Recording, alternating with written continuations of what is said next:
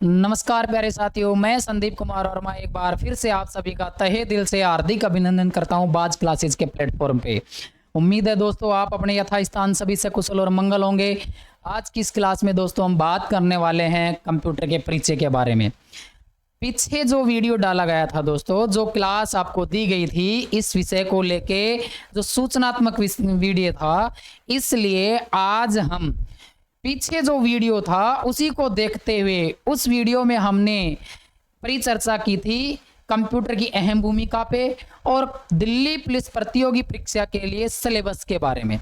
उसी सिलेबस को मद्देनजर रखते हुए आज की इस क्लास में हम बात करने वाले हैं सिलेबस के अनुसार यूनिट नंबर फर्स्ट, जिसका नाम है या जिसका जो टॉपिक होगा वो है कंप्यूटर का परिचय। क्लास प्रारंभ करने से पहले या कंप्यूटर का परिचय पढ़ने से पहले दोस्तों 2 मिनट हम बात करना चाहेंगे कि जो कंप्यूटर है उसको लेके, सिलेबस को लेके हम 2 मिनट के लिए परिचर्चा करेंगे। तो आप ध्यान से सुने दोस्तों। कंप्यूटर विषय को लेके बहुत सारे तथ्य, बहुत सारे आंकड़े अस्त व्यस्त हैं। आज इस क्लास के माध्यम से हम उन सभी आंकड़ों में अंतरफेस करते हुए हम क्लास को समझेंगे और पढ़ेंगे। एक बार फिर से मैं तहे दिल से आप सभी का हार्दिक अभिनंदन करता हूं। समय ज़्यादा ना खराब करते हुए आज हम क्लास शुरुआत करते हैं कंप्यूटर के परिचय के बारे में। यदि दोस्तों आपको क्लास अच्छी लगे, वीडियो पसंद आए तो नीचे दिए गए कमेंट बॉक्स में कमेंट करें और वीडियो को अधिक से अधिक like, share and subscribe and comment कीजिए। चैनल को लाइक एंड सब्सक्राइब कीजिए। आने वाली इस क्लास के माध्यम से आप कंप्यूटर के परिचय के अंदर वो चीज़ें पढ़ेंगे, वो अंतरफेस करेंगे जो आप सभी के लिए, सभी छोटे भाई बहनों के लिए दिल्ली पुलिस प्रतियोगी परीक्षा के लिए सहयोगी होगी। इसीलिए इस क्लास को प्रारंभ करने से पहले हम चलते हैं कि कंप्यूटर का परिचय, कंप्यूटर के परिचय के अंदर हम क्या क्या पढ़ने वाले हैं। कंप्यूटर का जन्म कैसे हुआ, कंप्यूटर आया कैसे, किस तरीके से निकल के आया, इसके बारे में अध्ययन करते हैं। चलो देखिए दोस्तों, क्लास शुरुआत करते हैं। क्लास शुरुआत करने से पहले हम बात देखिए इस प्रकार से कंप्यूटर विषय को लेकर हम क्लास प्रारंभ कर रहे हैं कि हम अपनी दम पर आग लगाएंगे, कि हम अपनी दम पर आग लगाएंगे। तुम झुक जाने की बात करते हो, हम तो मंजिल को ही उठा लाएंगे। तो चलिए दोस्तों आज शुरुआत करते हैं कंप्यूटर को लेके। श्री गणेश कर लेते हैं। कंप्यूटर एक शब्द है दोस्तों कंप्यूटर, और कंप्यूटर को लेके इसकी पहली लाइन से ही कंफ्यूजन है। आप लोगों को पढ़ना है क्या ऑथेंटिक है, क्या अनऑथेंटिक है, ये विश्लेषण करना है, केवल जांच करनी है अपने को कि क्या हमारे लिए सही हो सकता है। वो आज इस क्लास के माध्यम से आप देखेंगे। एक शब्द दिया गया है दोस्तों अपने सामने, कंप्यूटर। कंप्यूटर की उत्पत्ति कैसे हुई, कंप्यूटर कैसे निकल के आया है, अर्थात आज इस इंफॉर्मेशन टेक्नोलॉजी की दुनिया में हम कंप्यूटर तक कैसे पहुंचे, उसका क्रम हम आज पढ़ने जा रहे हैं। तो देखिए दोस्तों, जो कंप्यूटर है इसकी उत्पत्ति, अर्थात जो कंप्यूटर है ये कंप्यूट शब्द से बना है। कंप्यूटर कंप्यूट शब्द से बना है। इस कंप्यूट का अर्थ होता है गणना करना। इस कंप्यूट का अर्थ होता है गणना करना, अर्थात कंप्यूटर की उत्पत्ति गणना करने के यंत्र से हुई है। किससे हुई है? गणना करने के यंत्र से। कुल मिला के बात ये आती है दोस्तों कि कंप्यूटर को जब बनाया गया तो केवल और केवल गणना करने के लिए बनाया गया था, लेकिन जैसे जैसे समय और जैसे जैसे इंफॉर्मेशन टेक्नोलॉजी ने विकास किया है, जैसे जैसे मानव ने विकास किया है, मानव ने अपने कार्यों को आसान बनाने के लिए कंप्यूटर के अंदर और कार्य ऐड कर दिए, लेकिन प्रारंभिक और प्रथम उद्देश्य केवल और केवल गणना करना था। अर्थात कंप्यूटर का शाब्दिक अर्थ क्या होता है? गणना करना। अब कंप्यूटर की उत्पत्ति गणना करने के यंत्र से हुई है। तो देखो दोस्तों, जब कंप्यूटर की उत्पत्ति गणना करने के यंत्र से हुई है तो गणना करने का भी पहला कोई यंत्र बनाया गया होगा। तो गणना करने का सबसे पहला यंत्र अबेकस बनाया गया था। कौन सा बनाया गया? अबेकस बनाया गया। क्वेश्चन पूछा जा सकता है कि गणना करने का सबसे पहला यंत्र कौन सा था? अबेकस। कौन सा है? अबेकस। अबेकस को चीन में बनाया गया है। कहाँ बनाया गया? चीन में। चलो, आज आपने इस क्लास के माध्यम से पढ़ा कि अबेकस चीन में बनाया गया। और देखिए दोस्तों, अभी हमने बात की थी कि बहुत सारे कन्फ्यूजन्स दिए गए हैं, उन कन्फ्यूजनों को दूर करते हुए पढ़ना है। आप चाहे 4 लाइन पढ़ें, लेकिन 4 लाइन इस तरीके से पढ़ें कि हमें पीछे घूमकर देखने की जरूरत ना रहे। आप 40 लाइन पढ़ेंगे, याद 4 लाइन नहीं हो रही है, उनमें अपन अंतर फेस नहीं कर पा रहे हैं, तो कोई मतलब नहीं है।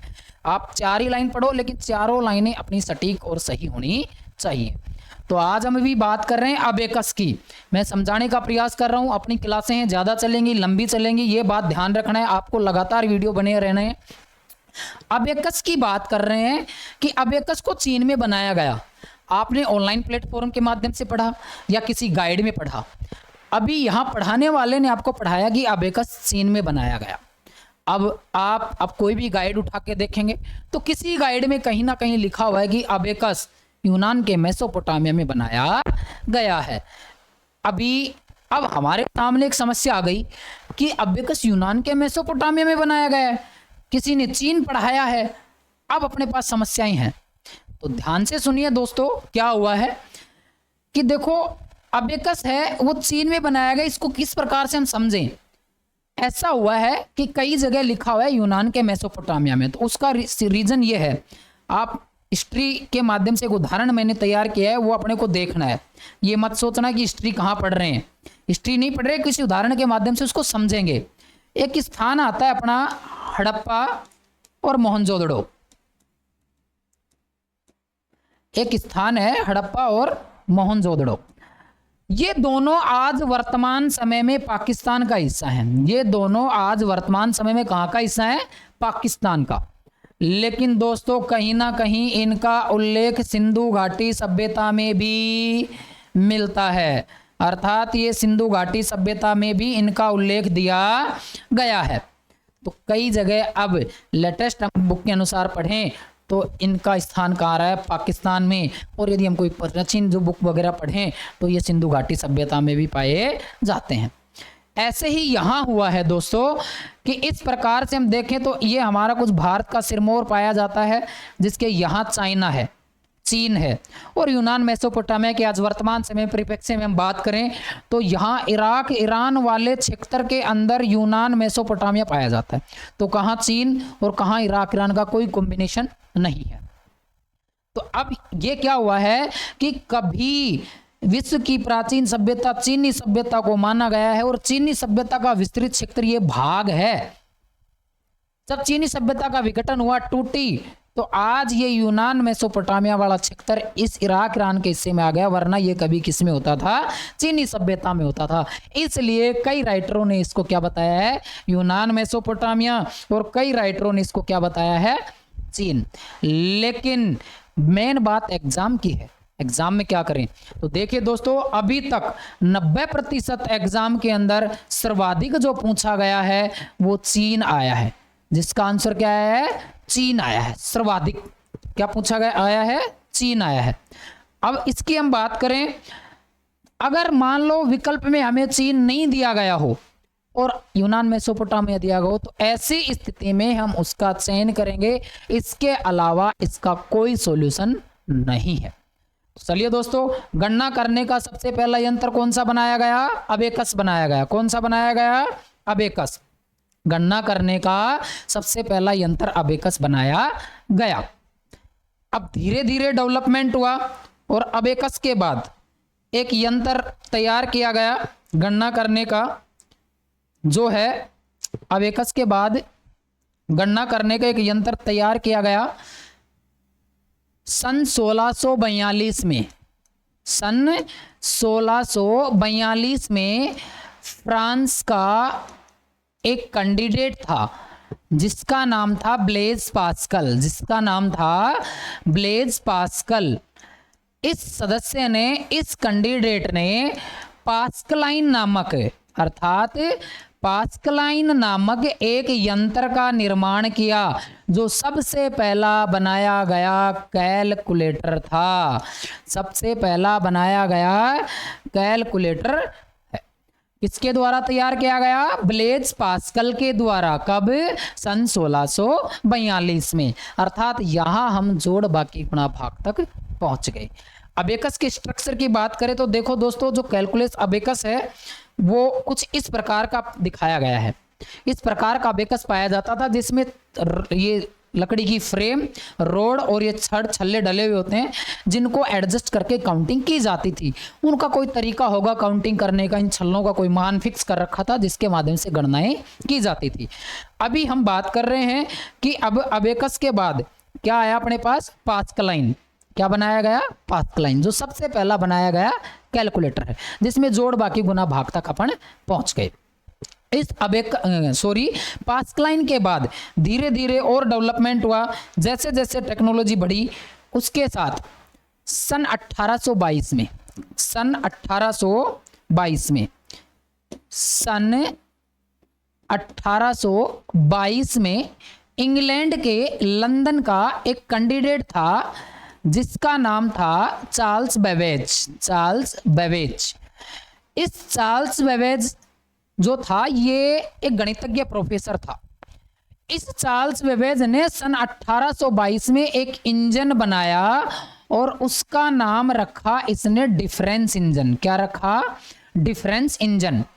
डिफरेंस इंजन भाप से चलकर और गणना का कार्य करता था। अर्थात चार्ल्स बेबेज ने सन 1822 में एक इंजन बनाया, डिफरेंस इंजन, जो भाप से चलकर गणना का कार्य करता था। फिर धीरे धीरे फिर डेवलपमेंट हुआ और सन 1833 में इसी सदस्य के द्वारा, चार्ल्स बेबेज के द्वारा, इस डिफरेंस इंजन को विकसित रूप देकर एनालिटिकल इंजन बनाया गया। क्या बनाया गया? एनालिटिकल इंजन बनाया गया, जो आज के आधुनिक कंप्यूटर का आधार बना। इसलिए चार्ल्स बेबेज को कंप्यूटर का जनक कहा जाता है, कंप्यूटर का पिता कहा जाता है, कंप्यूटर का आविष्कारक कहा जाता है। तो देखिए दोस्तों, इस प्रकार से एक कंप्यूटर का उद्भव हुआ। क्या बनाया गया 1822 में? चार्ल्स बेबेज के द्वारा डिफरेंस इंजन, जो भाप से चलकर गणना का कार्य करता था। सन 1833 में चार्ल्स बेबेज के द्वारा इसको बदलकर एनालिटिकल इंजन बनाया गया, जो आज के आधुनिक कंप्यूटर का आधार बना। इसलिए चार्ल्स बेबेज को कंप्यूटर का जनक कहा जाता है। एनालिटिकल इंजन कुछ इस प्रकार का बना हुआ था दोस्तों, जिसके अंदर हम गणनाएं करने के लिए इसका प्रयोग किया गया। ये जो पिक्चर आप देख रहे हैं, ये जो स्ट्रक्चर आप देख रहे हैं, ये एनालिटिकल इंजन है। अर्थात इस प्रकार से डेवलपमेंट हुआ और आज हम कंप्यूटर की शुरुआत तक पहुंचे। इस कंप्यूटर का यहाँ जन्म होने के बाद हम बात कर रहे हैं कि जैसे जैसे धीरे धीरे टेक्नोलॉजी बढ़ी और आज हम कंप्यूटर तक इस स्तर पे आके पहुंच चुके हैं। अब आधुनिक कंप्यूटर के बाद जब इसका जन्म हुआ तो अभी हम बात कर रहे थे कंप्यूटर और अबेकस की। तो सिंपल सी बात है दोस्तों, अबेकस के बाद क्या बनाया गया? देखो सीधी सी बात है, अबेकस के बाद पास्कलाइन बनाया गया, जो सबसे पहला कंप्यूटर था। क्या बनाया? कैलकुलेटर था। सबसे पहला गणना करने का यंत्र कौन सा बनाया गया? अबेकस। गणना का यंत्र सबसे पहले कौन सा आया? अबेकस। अबेकस के बाद क्या बनाया गया? पास्कलाइन, जो सबसे पहला क्या था? कैलकुलेटर। पास्कलाइन के बाद क्या आया? Difference engine. क्या आया? Difference engine. ठीक है, डिफरेंस इंजन के बाद क्या आया? Analytical engine. क्या आया? Analytical engine. इस प्रकार से ये आज के आधुनिक कंप्यूटर का आधार बना है। इसलिए चार्ल्स बेबेज को कंप्यूटर का जनक कहा गया है। क्लियर दोस्तों? यहां तक उम्मीद है कि आपको समझ में आया होगा।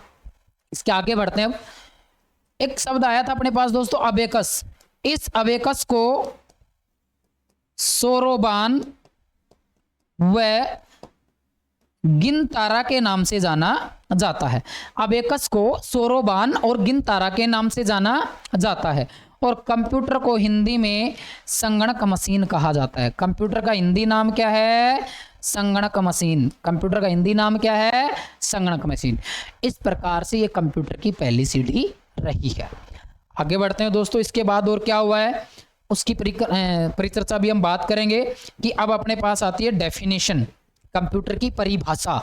कंप्यूटर की परिभाषा पे बात करते हैं कि कंप्यूटर की कैसी परिभाषाएं हैं। तो देखिए दोस्तों, कंप्यूटर की बहुत सारी परिभाषाएं हैं। कंप्यूटर की बहुत सारी परिभाषाएं हैं, बस शर्त यह है कि स्तर की बात करते हैं। आप आज मीडियम का जमाना है, आज 3rd क्लास में बच्चे के कंप्यूटर क्लास लगा दी जाती है।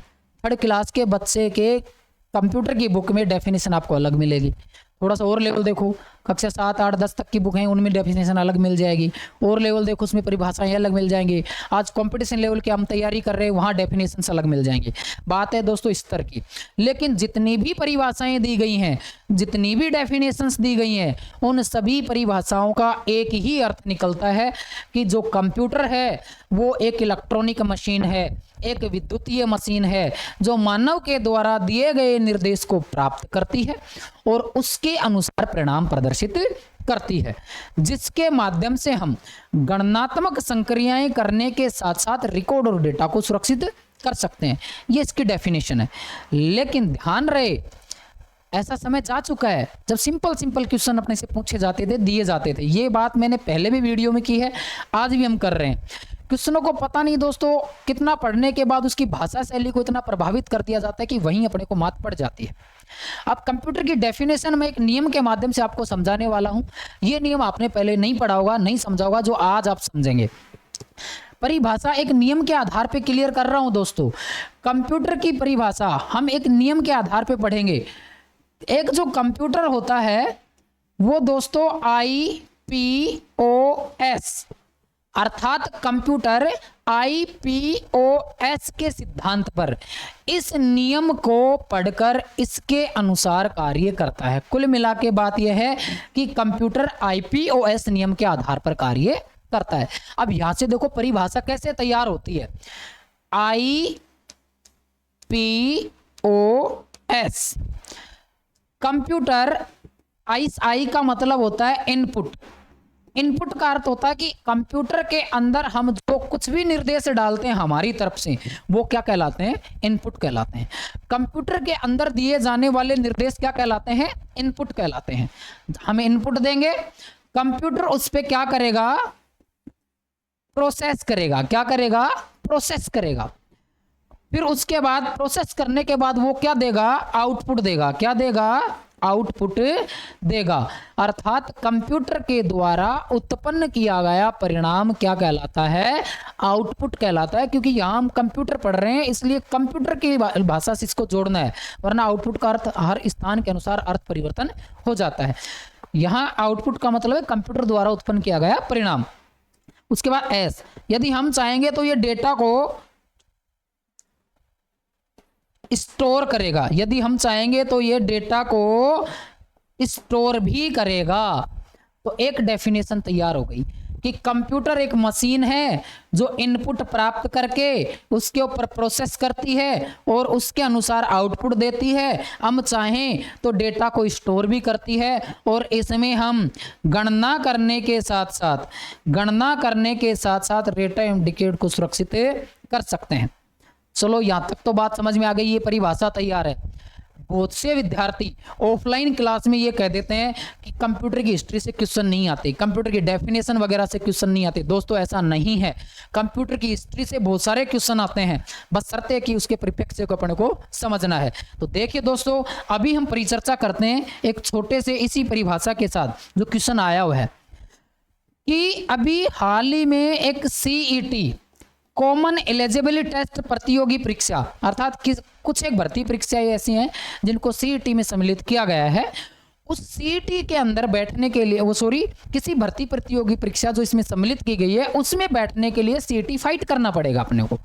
तो अभी CET के किसी पारी के प्रश्न पत्र में एक क्वेश्चन आया था इसी से लेके यहां से, और क्वेश्चन ये था कि कंप्यूटर IPOS, इन 4 ऑपरेशन के अलावा 5वां ऑपरेशन कौन सा करता है? कंप्यूटर IPOS के अलावा 5वां ऑपरेशन कौन सा करता है?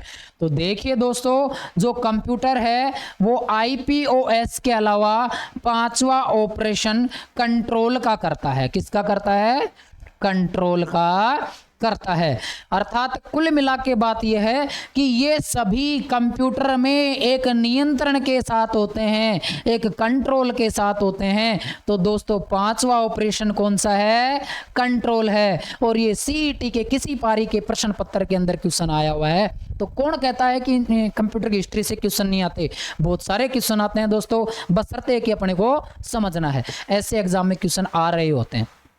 अभी मैंने बताई थी ना बात कि ऐसे एक समय जा चुका है कि जब ऐसे क्वेश्चन पूछे जाते थे कि भारत की राजधानी दिल्ली है, जो पीछे भी वीडियो में बताया था मैंने दोस्तों। क्वेश्चन यहाँ से इस तरीके से आते हैं। कहाँ से क्वेश्चन को बनाया गया है? ये कंप्यूटर की डेफिनेशन का क्वेश्चन है। तो उम्मीद है दोस्तों कि कंप्यूटर की परिभाषा अपने को समझ में आई होगी। यहाँ आज की क्लास में हमने ये समझा कि कंप्यूटर का जन्म कैसे हुआ, कंप्यूटर निकल के कैसे आया है और उसकी परिभाषा क्या है। चलो दोस्तों आगे बात करते हैं कि कंप्यूटर की परिभाषा और कंप्यूटर का जन्म अपने को समझ में आ गया।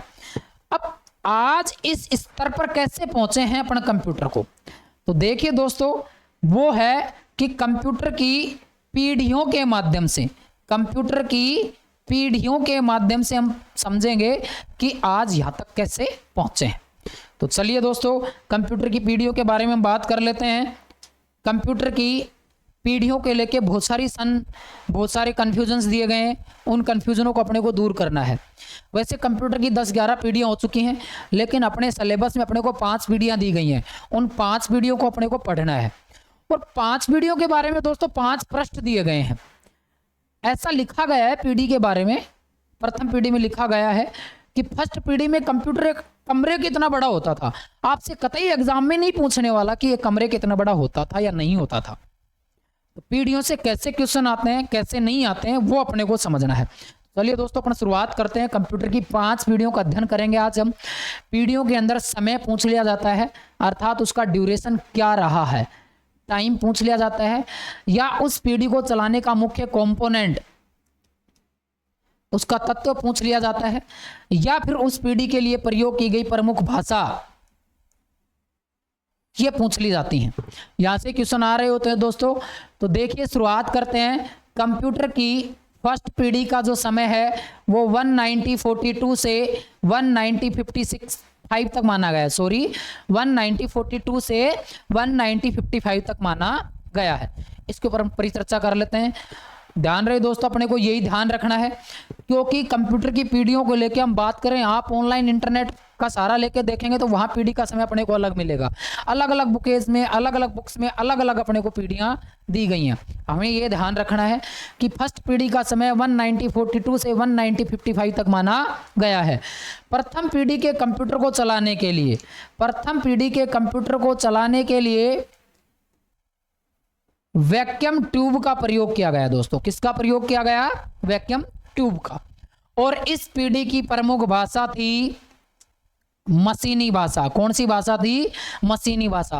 अर्थात कंप्यूटर एक मशीन होने के नाते मशीनी भाषा को समझती है। किसको समझती है? मशीनी भाषा को। और कंप्यूटर की मशीनी भाषा का निर्माण 0-1 कोड से हुआ है, जिसको हम बाइनरी डिजिट्स कहते हैं। क्या कहते हैं? बाइनरी संख्या कहते हैं। और इस 0-1 से इसका निर्माण हुआ है। कंप्यूटर केवल मशीनी भाषा को इसी को समझता है, अर्थात कंप्यूटर की जो कोडिंग की गई है वो 0-1 से की गई है। प्रथम पीढ़ी की प्रमुख भाषा रही है।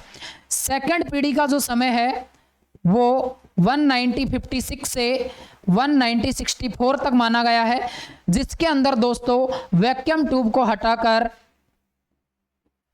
ट्रांजिस्टर लगाया गया। ट्रांजिस्टर लगाया गया। अब वैक्यूम ट्यूब को हटाने का रीजन है, आपने देखा होगा दोस्तों, अपना जो सीपीयू होता है, सीपीयू में छोटे छोटे पंखे आते हैं। वो पंखे सीपीयू को ठंडा रखने के लिए लगाए जाते हैं। तो देखिए दोस्तों, प्रथम पीढ़ी के कंप्यूटर में जो वैक्यूम ट्यूब थी वो हजारों की संख्या में प्रयोग की जाती थी। और एक वैक्यूम ट्यूब जो है वो लाइट का अधिक दोहन करती थी। जब लाइट का अधिक दोहन करेगी, लाइट अधिक लेगी, तो ऊष्मा ज्यादा पैदा होगी। जब ऊष्मा ज्यादा पैदा होगी तो उसको ठंडा करने के लिए पंखे ज्यादा लगाने पड़ेंगे, और जब पंखे ज्यादा लगाने पड़ेंगे तो सिंपल सी बात ये थी कि इस वैक्यूम ट्यूब की वजह से खर्चा ज्यादा और प्रोसेस स्लो था, इसलिए इसको हटाकर यहाँ पे क्या लगा दिया गया, ट्रांजिस्टर लगा दिया गया। और इसी के साथ इसमें एक भाषा जोड़ दी गई, फोरट्रैन। कौन सी भाषा जोड़ दी गई, फोरट्रैन। फोरट्रैन का पूरा नाम फॉर्मूला ट्रांसलेशन होता है। फोरट्रैन का पूरा नाम फॉर्मूला ट्रांसलेशन होता है। और इसी के साथ एक लाइन और ध्यान रखनी है दोस्तों, कंप्यूटर में सर्वप्रथम प्रयोग की गई प्रोग्रामिंग भाषा कौन सी है, फोरट्रैन। क्वेश्चन पूछा जा सकता है कि कंप्यूटर के अंदर सबसे पहले प्रयोग की गई प्रोग्रामिंग भाषा कौन सी है, फोरट्रैन, जिसका पूरा नाम फॉर्मूला ट्रांसलेशन होता है। उसके बाद अगली जो थर्ड पीढ़ी है उसका समय 1965 से 1975 तक माना गया है दोस्तों, जिसके अंदर ट्रांजिस्टर को हटा दिया गया, अर्थात एक और बदलाव कर दिया गया और वहां पे आईसी का समावेश किया गया, आईसी लगाई गई। इस आईसी का पूरा नाम इंटीग्रेटेड सर्किट होता है। आईसी का पूरा नाम इंटीग्रेटेड सर्किट होता है। ये फुल फॉर्म वगैरह दोस्तों अपने एक स्पेशल क्लास चलेगी, उसमें हम लिखेंगे। आईसी का पूरा नाम इंटीग्रेटेड सर्किट होता है। यह सिलिकॉन धातु की बनी होती है। किसकी बनी होती है, सिलिकॉन धातु की बनी हुई होती है। तीसरी पीढ़ी में इसका प्रयोग किया गया। और तीसरी पीढ़ी में एक और भाषा जोड़ दी गई जिसका नाम है कोबोल। जिसका नाम है COBOL.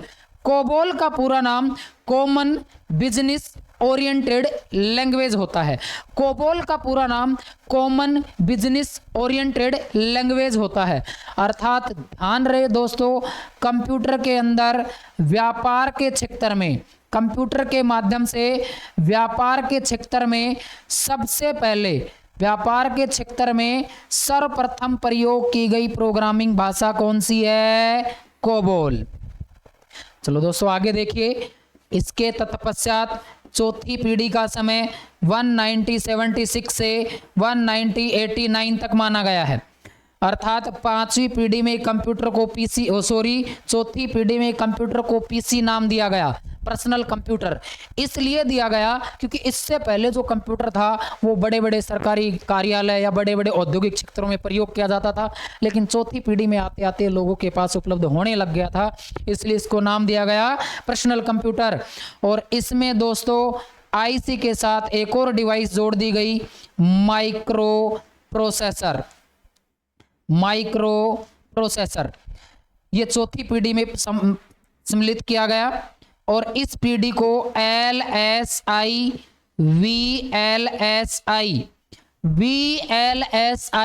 Very large scale integration, very large बहुत बड़े स्केल पैमाने पे कार्य करने में ये पीढ़ी सक्षम थी, इसलिए इसको VLSI बताया गया है।